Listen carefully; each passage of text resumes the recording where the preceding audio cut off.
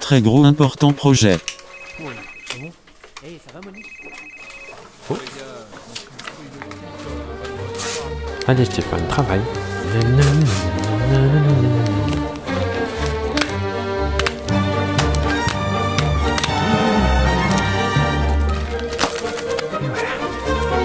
Ça n'a servi à rien.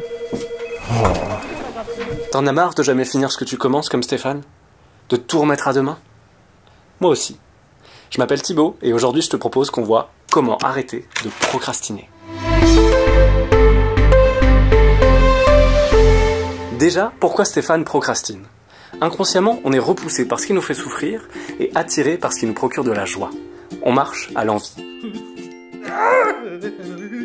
Là, Stéphane se focalise sur le fait que le projet soit énorme. Il s'imagine y passer beaucoup de temps, à galérer et ne pas s'en sortir. Cette peur crée une image de souffrance. Il n'a même pas encore commencé qu'il s'imagine déjà que ça va être horrible. Alors inconsciemment, il fait quoi? Il repousse le projet parce qu'il imagine que ça va être pénible. Il cherche la moindre distraction pour fuir. Sa joie ne vient pas du fait qu'il adore agrafer, mais du soulagement de ne plus avoir à s'occuper de son projet. Donc pour arrêter de procrastiner, tu peux commencer par t'imaginer après avoir fini. On va associer le projet à une image source de joie. Alors détends-toi, ferme les yeux et imagine-toi après avoir fini le projet. Savourant ta victoire, heureux d'avoir terminé. Tu peux aussi imaginer que finalement, tout s'est bien passé. Que c'était pas si long ou difficile que ce que tu pensais. C'était vraiment facile. Prends bien le temps de ressentir l'émotion que ça te procure. C'est important parce que c'est elle qui va te donner l'envie d'avancer dans ton projet. Hey, merci les gars, ouais. Ensuite, tu peux t'en croire capable.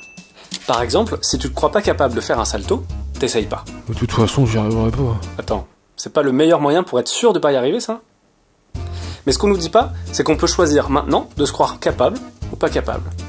Et si tu te crois capable, tu vas essayer, tu vas apprendre, tu vas demander des conseils, et au bout d'un moment, tu vas finir par peut-être devenir capable. Alors, il vaut mieux choisir quoi? Je suis capable. Après, tu peux faire un plan. Souvent, on n'avance pas parce que le projet est énorme et on ne sait pas par où commencer. Dans ce cas, tu peux découper l'immense projet en une suite de petites tâches. Note toutes les étapes auxquelles tu peux penser. Ensuite, une fois que tu as cette liste, tu peux voir combien de temps ça va te prendre, t'organiser et commencer en portant ton attention sur la première tâche. Parfois, il n'y a même pas besoin de faire un plan, et il suffit de se demander quelle petite action puis-je accomplir pour commencer à avancer, et ça suffit pour nous lancer. Ah, mais je peux allumer l'ordinateur. C'est quoi le bouton? Si tu fais ça pour quelqu'un d'autre, imagine-le content de ton travail. Encore une fois, on va créer une image source de joie, celle de voir l'autre heureux, qui va nous attirer et nous donner envie d'avancer. Stéphane, vous êtes vraiment le meilleur. Vous êtes très précieux à la société. Vous êtes intelligent, vous savez compter jusqu'à 10. Stéphane, voulez-vous m'épouser? Enfin, tu peux ne pas le faire. Ah, tu t'y attendais pas à celle-là, hein? Pourquoi est-ce que tu veux absolument faire ce que tu es en train de faire? Pose-toi la question, est-ce que ça te rend heureux? Est-ce que c'est utile?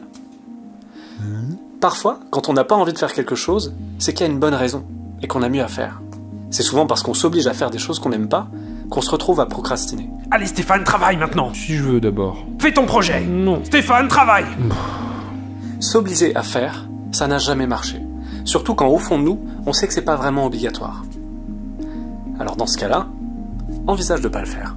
Alors, ce dossier, ça avance? J'ai rien foutu, je me barre à Hawaï. Vous n'avez pas d'argent. Si, j'ai piqué dans la trésor. Vous irez en tôle.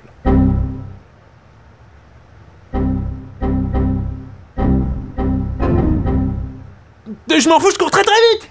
Il s'agit pas de juste fuir ce que tu n'aimes pas faire. La vraie question, c'est qu'est-ce que tu as envie de faire? Qu'est-ce que tu aimes faire et comment peux-tu le mettre au service des autres? Si tu réponds à ces questions, ce sera beaucoup plus simple, parce que tu n'auras plus qu'à aller vers ce qui te plaît. Alors au lieu de penser à ce que tu n'as pas envie de vivre, pense à ce que tu aimerais faire et vois comment tu pourrais y arriver. Et si tu choisis de faire un truc qui te saoule, essaye de trouver un moyen de le rendre un peu plus stimulant.